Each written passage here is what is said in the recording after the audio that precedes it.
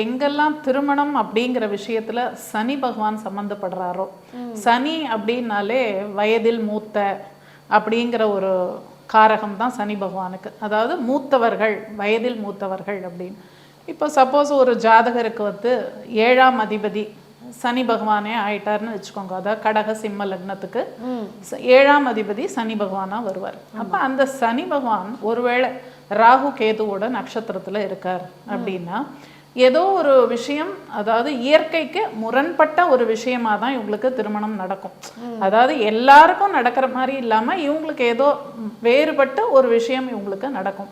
அது வந்து இந்த மாதிரி வயதில் மூத்த, அதாவது பையனை விட பொண்ணு வந்து வயசு பெரியவங்களா இருப்பாங்க. ஏன்னா இது இயற்கையா நடக்கிற விஷயம் இல்லை, இது இயற்கைக்கு மாறுபட்ட ஒரு விஷயம். ஸோ இது மாதிரி சனி அண்ட் சாயா கிரகங்கள்னு சொல்லக்கூடிய ராகு கேது இவங்களுடைய சம்பந்தம் அந்த திருமண பாவத்துக்கு களத்திரஸ்தானத்துக்கு ஏற்பட்டால் கண்டிப்பாக இந்த வயது வித்தியாசம்ங்கிற ஒரு விஷயம் நடக்கும்.